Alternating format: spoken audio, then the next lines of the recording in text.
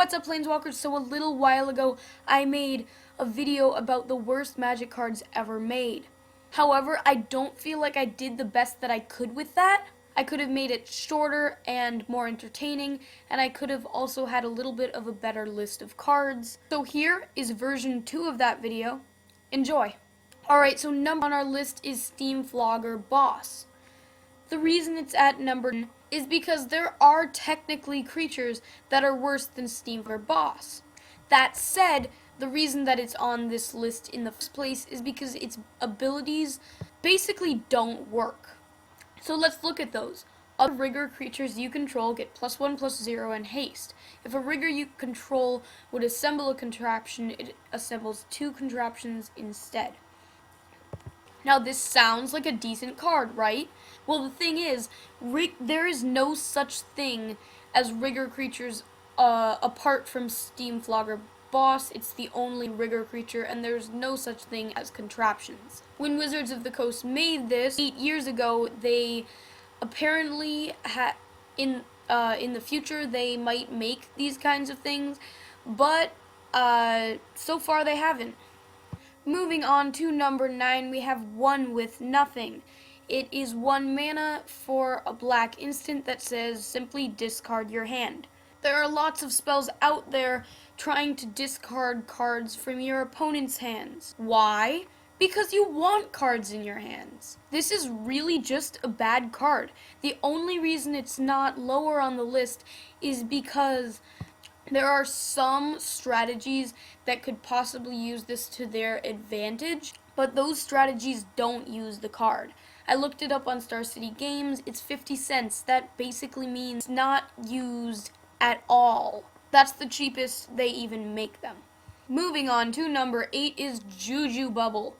Basically, if you pay 3 mana each turn, you can keep it alive and gain 1 life each turn. But you cannot play cards without basically having to sacrifice it. I mean, what? This would be a terrible card even without its thing saying if you play a card, bury it. Just absolutely terrible card.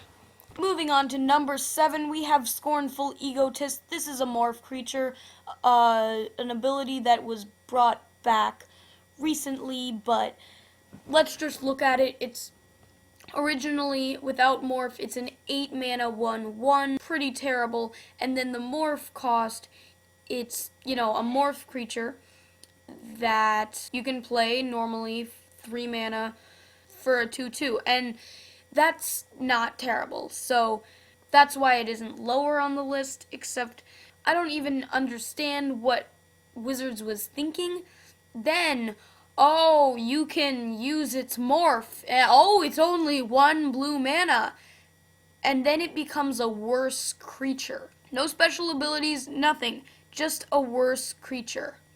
Its flavor text says, once I was human, now I am far more. I don't believe you're far more. Nope, you're not. Sorry, kid. Number 6, Razor Boomerang.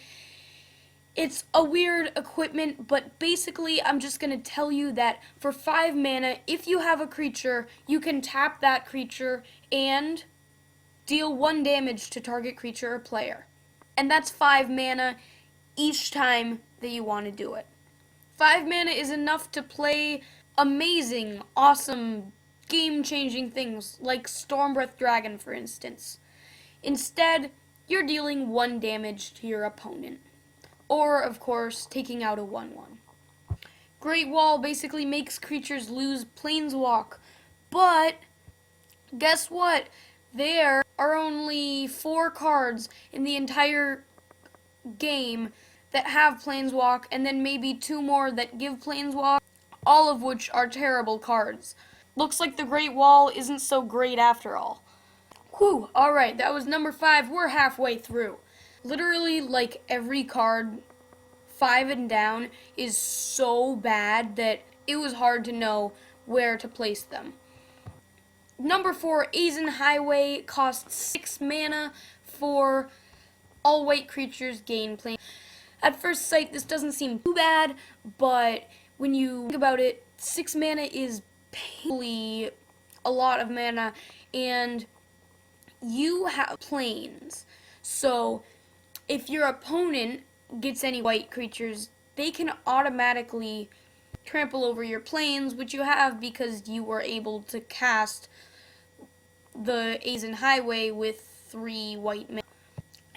There's not a very good chance at all that your opponent is going to be playing white, but you're definitely playing white, so if they're also playing white, then they can just trample right over your planes. So 6 mana, and it's probably going to be a little bit better for your opponent. Moving on to number 3, we have Break Open. 2 mana to turn target face-down creature an opponent controls face up.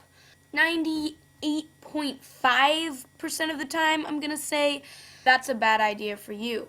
Break Open might be a little bit better if you could use it on your own creatures. It still wouldn't be playable, but you would know that that you want to turn. Oh, never mind. Sorry. I don't know what I was thinking. Yeah, it would be great if you could do that to your own creatures, and that's why it's so terrible against opponents' creatures. Sorry about that. Sometimes I'm stupid. Wood Elemental I put as number 2. It is by far the worst creature ever made.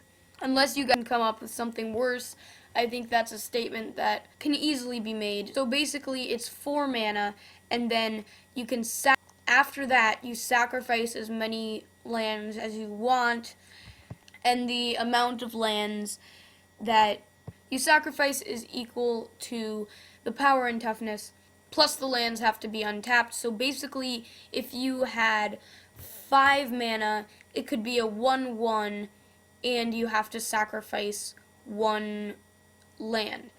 And then 6 mana, ooh, it's getting bigger. It's a 2/2, and you sacrifice 2 lands now. Ho-ho-ho! Just really absolutely terrible value, and you're also losing lands. If someone gave me, if I could just, pick this card up off of the table and put it into my hand and be able to play it, I wouldn't.